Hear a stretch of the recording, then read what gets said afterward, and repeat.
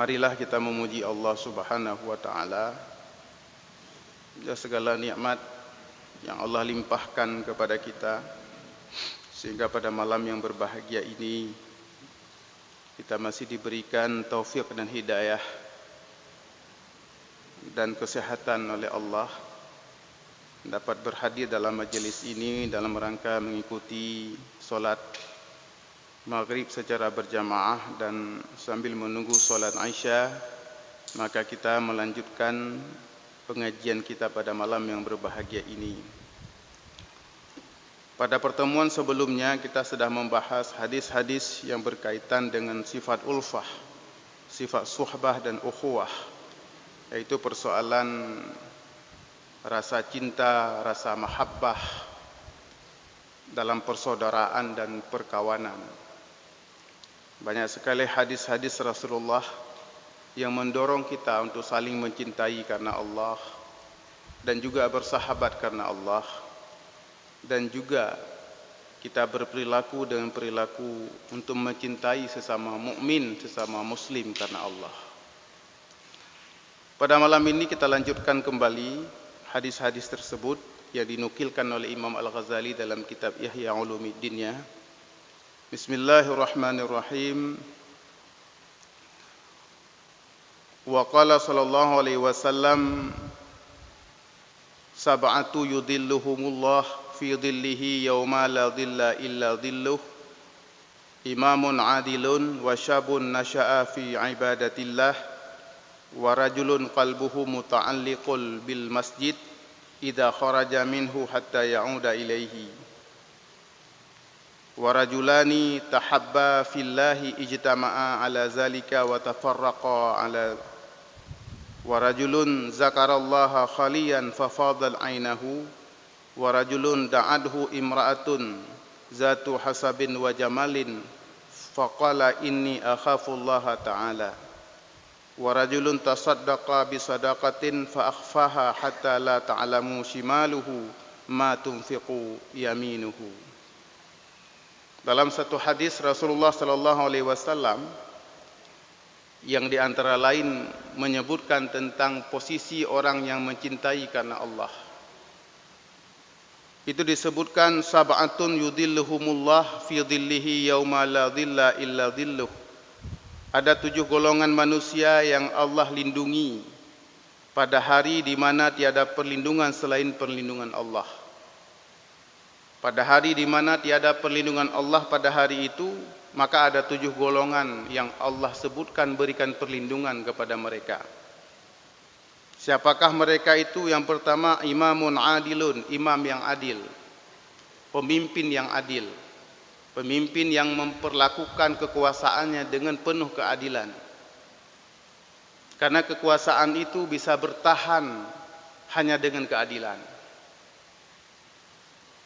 Kekuasaan akan runtuh tanpa keadilan.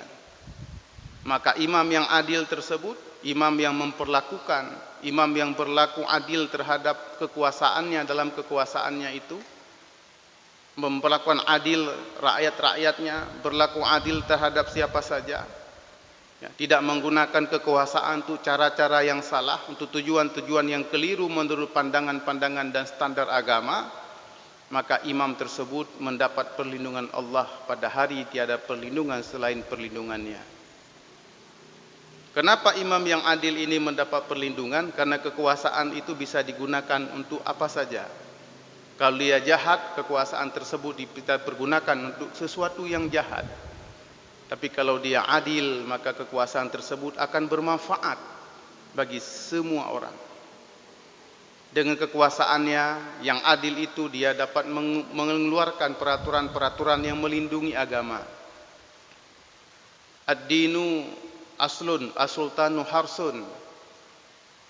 Agama itu merupakan landasan, sementara pengawalnya dan pelindungnya adalah kekuasaan, as-sultan. Kalau agama tidak dilindungi oleh sultan, maka agama tersebut akan mudah sekali dikacaukan. Tak kala dalam sejarah perkembangan Islam, yang diislamkan pertama adalah para sultan. Ketika Islam datang ke Malikus, ke Samudra Pasai, dibawa oleh para pendakwah-pendakwah dari Jazirah Arab atau dari Yaman atau dari Hadramaut atau dari negeri-negeri lain, dari India yang Gujarat yang berlayar ke Aceh, sasaran dakwah mereka adalah para sultan. Karena dengan masuk Islamnya para sultan, maka rakyatnya biasanya akan ikut kepada agama rajanya atau agama sultannya. Jadi imamun adilun itu merupakan golongan pertama yang Allah berikan perlindungan pada hari kiamat, di mana tiada perlindungan selain perlindungannya. Yang kedua, wasyabun nasya'a fi ibadatillah, seorang pemuda yang tumbuh dalam ibadah kepada Allah. Dalam masa muda dia sudah taat kepada Allah. Pekan menan, karena orang muda yang taatnya lagi boh kaya salah musim. Jarang. Biasanya masa muda merupakan masa di mana orang hidup dalam kebebasan, memperturutkan hawa nafsunya, ingin bebas dari segala tekanan, berfikir dengan bebas, bertindak dengan bebas. Ini yang kita saksikan di kalangan muda. Takalan uranyo malam-malam, takalan konser-konser musik bagatanya, bak jalan hana sotam. Perempuan dan laki-laki duduk dalam satu meja bercengkerama di situ, bergurau di situ. Hana sotam ni kalian bak jalan. Jalanan lu semua ni. Beklam lu lewat jalan rumah sakit. Jalan rumah sakit ini. Belah hadis juga di jalan ini kita menyaksikan tidak ada teguran, tidak ada arahan. Generasi muda yang dilindungi oleh Allah adalah nasya'a fi ibadatillah, generasi muda yang tumbuh mereka di dalam ibadah kepada Allah.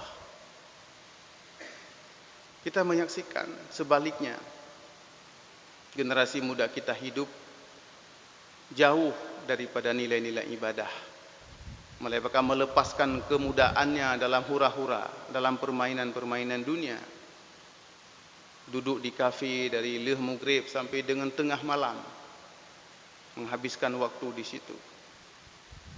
Sementara Rasul mengatakan, pemuda yang mendapat perlindungan Allah pada hari tiada perlindungan selain perlindungannya adalah syabun nasya'a fi ibadatillah, seorang pemuda yang dia tumbuh dan besar selalu dalam ibadah kepada Allah.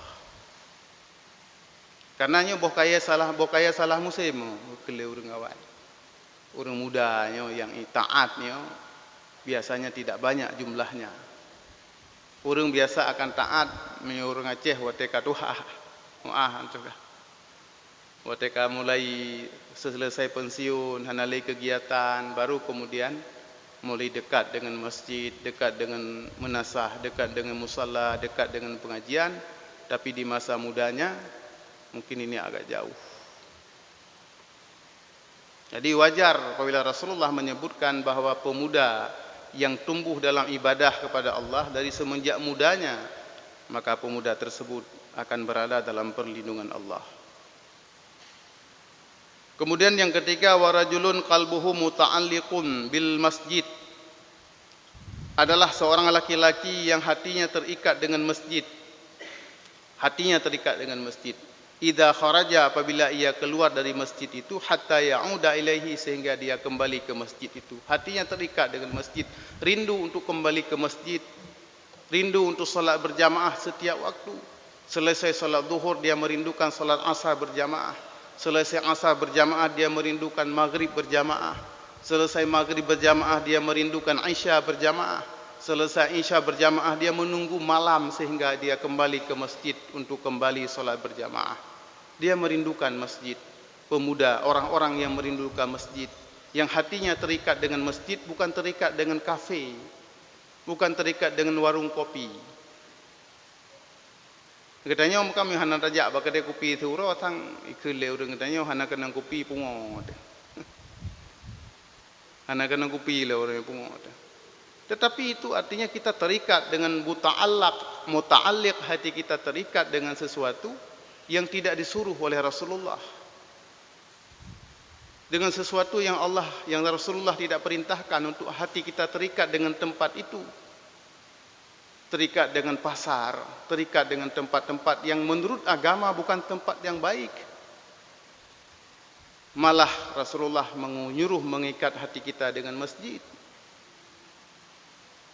Jadi orang-orang yang terikat hati dengan masjid, apabila keluar teringat ke masjid kembali, maka orang tersebut termasuk dalam golongan 7 golongan yang ketiga yang Allah lindungi pada hari di mana tiada perlindungan selain perlindungan Allah. Katanya kan jeta pegat letanya. Tak ikhtiar, tak latih supaya kita terikat hati kita dengan masjid. Di masjid kita menemukan ketenangan. Ketika ada masalah-masalah dunia, kita datang ke masjid menghadap Allah Subhanahu wa taala, bermunajah dengan Allah, berkomunikasi dengan Allah, menyampaikan keluhan-keluhan kepada Allah bukan kepada media sosial. Menyampaikan doa kepada Allah. Setiap ada problem duniawi yang kita hadapi, kita datang ke masjid menumpahkan apa yang menjadi masalah dalam kehidupan kita, kita sampaikan kepada Allah. Itu muta'alliq bil masjid, hatinya qalbuhu muta'alliqul bil masajid, hatinya terikat dengan masjid. Bukan terikat dengan tempat-tempat yang menurut pandangan agama bukan tempat yang baik. Pasar, tempat duduk di mana pasti terjadi ghibah di sana. Mereka sapat tu pasti ghibah. Orang kata duduk lebih daripada setengah jam. Itu topik-topik pembicaraan akan bergulir dengan sendirinya kepada ghibah, membicarakan orang lain, menyampaikan fitnah dan lain sebagainya. Hampir tidak bisa dihindari dalam pertukaran pendapat yang kita lakukan di kedai-kedai kopi, di warung-warung kopi itu. Menansi urinang, jamun jarang takalan urinang duk bak kedai kopi, bak kafe-kafe. Tapi dominan ani inang. Dominan generasi muda kita, anak-anak gadis kita, anak perempuan kita itu mendominasi tempat-tempat umum. Kalau masuk daerahnya, so yang paling ramai pengunjung urinang. Satu meja itu ada 2 laki-laki, 5 perempuan. Dalam satu meja tempat duduk. Kita secara kuantitatif bisa menghitungnya. Ada sebuah pergeseran nilai yang sedang berlangsung oleh hadirnya kafe-kafe tersebut. Jadi kafe itu merupakan satu tempat pertemuan di mana orang bertemu di situ, dan kemudian di situ juga terjadi pergeseran nilai. Laki-laki dan perempuan duduk berdekat-dekatan, hana masalah. Karena tak pikirnya tempat duduk umum. Padahal itu satu kemungkaran. Nah, kemudian diputar musik live dan sebagainya. Itu satu kemungkaran. Oleh karena itu kalau kita punya kekuasaan, cegahlah dengan lisan kita. Berikan sosialisasi kepada pemilik-pemilik kafe itu. Sadarkan bahwa Aceh itu dibangun di atas syariat Islam. Kita punya hukum, baik hukum agama maupun hukum positif. Seluruh yang ada di Aceh itu wajib menjaga nilai-nilai Islam. Begitu. Nah, maka kembali tadi yang golongan yang ketiga adalah rajulun, orang-orang yang qalbuhu muta'alliqum bil masjid, orang-orang yang hatinya terikat dengan masjid. Idza kharaja minhu, apabila ia keluar dari masjid, hatta ya'uda ilaihi, baru dia pulih lagi hatinya, rasa rindunya itu baru pulih ketika dia sudah kembali ke masjid. Pulih hati. Nyuna persoalan gak ada. Itu golongan yang ketiga. Kemudian golongan yang keempat, warajulani tahabba fillah, 2 orang yang saling mencintai karena Allah. Yang bab yang kita nyebutnya. 2 orang yang saling mencintai karena Allah, ijtama'a ala zalik, mereka berkumpul atas rasa cintanya dengan sebab Allah, ya, wa tafarraqa alaihi, dan juga berpisah karena Allah.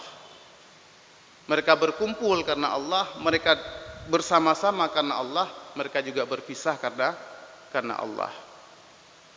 Nah, 2 orang ini termasuk golongan yang Allah berikan perlindungan, proteksi, ya, pada hari di mana tiada perlindungan selain daripada perlindungan Allah.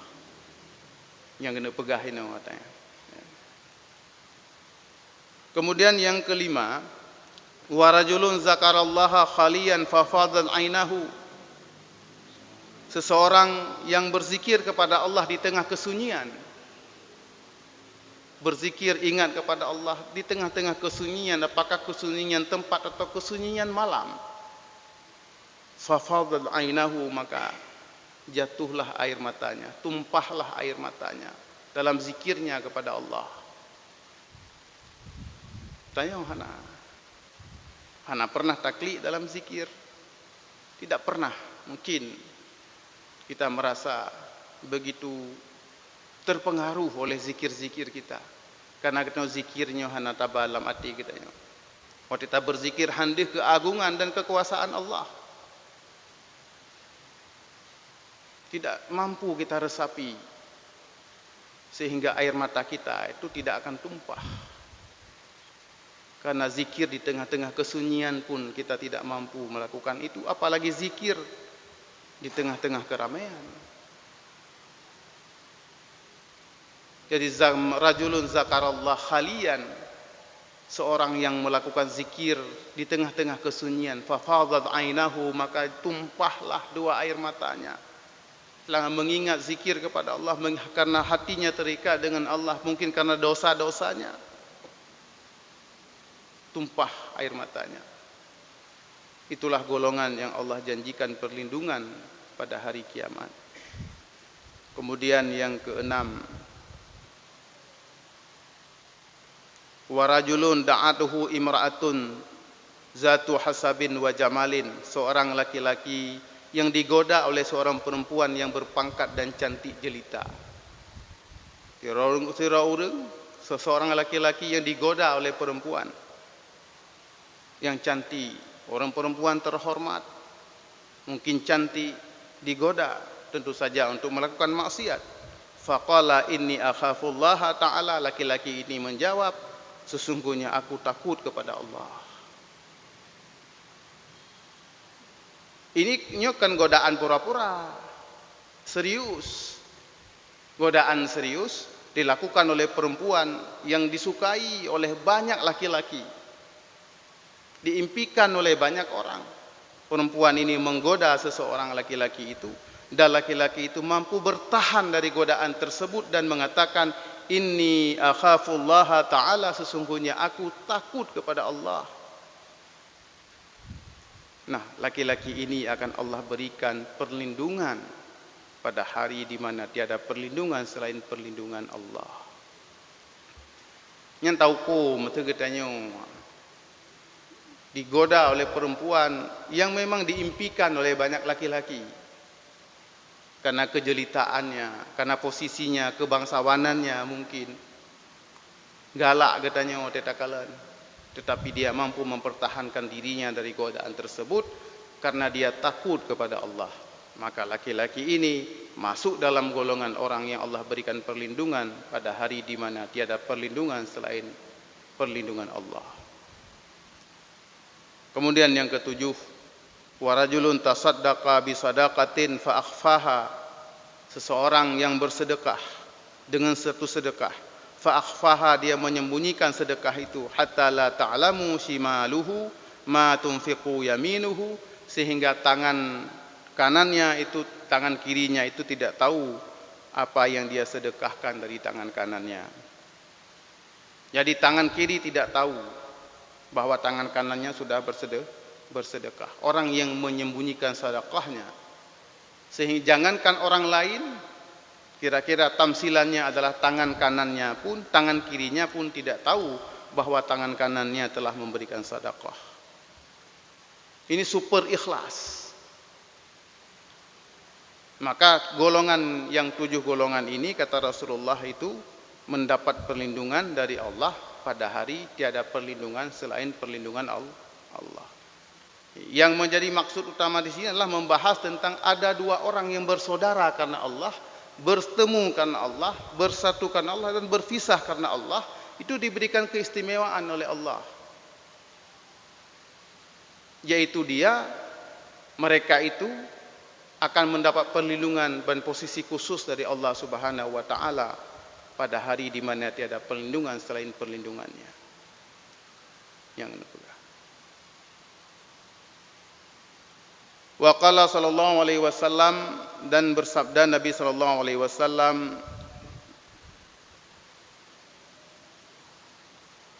ma zara rajulun rajulan fillahi syauqan ilaihi wa raqbatan fi liqaihi illa nadahu malakun min khalfihi tifta wa tabat lakal jannah. Dan tiada mengunjungi seseorang kepada seseorang yang lain karena Allah, karena rasa rindu kepada orang itu, wa raqbatan fi liqaihi, karena rasa gemar untuk bertemu dengannya, kecuali Allah, kecuali akan diseru oleh malaikat di belakang orang itu, tibta, baguslah engkau, wa tabat lakal jannah, dan baguslah bagi kamu syurga. Jadi balasan bagi orang yang bersaudara karena Allah, tak kunjung saudara getanyo karena rasa rindu getanyo, karena kita bersaudara karena Allah. Apabila goknya sakit tak ziarahi, apabila goknya ditimpa musibah dan kemalangan kita hibur dan kita bantu. Maka itu apa? Nadahu malakan. Nadahu malakun, akan dipanggil oleh malaikat, diseru oleh malaikat bahwa bagi kamu itu layak memiliki syurga. Karena rasa ulfah, rasa kasih sayang yang ada dalam hatinya. Syauqan, karena rasa rindunya karena Allah, dan juga raghabatan, karena rasa gemarnya berjumpa karena Allah. Makanya pertemanan-pertemanan seperti yang sering saya sampaikan itu bukan hanya pergaulan sosial dalam Islam, tapi itu adalah memiliki nilai amal. Kita bersahabat, itu ada nilai amalnya. Sepanjang kita bisa menjaga persahabatan tersebut sesuai dengan panduan-panduan agama. Dan pahala. Kita yang tamengan, demikian juga berkawan, itu ada pahalanya. Sepanjang kita bisa menjadikan kawanan tersebut sesuai dengan panduan-panduan agama.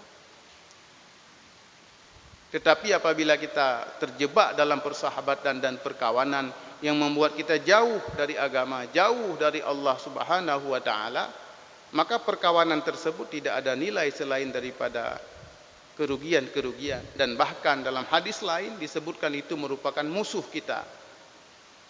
Ada sahabat kita yang tidak bisa membawa kita kepada kebaikan, maka itu bukan sahabat. Ada orang yang menjadi teman-teman tersebut tidak membawa kita kepada hal-hal yang positif, itu adalah musuh secara pandangan agama.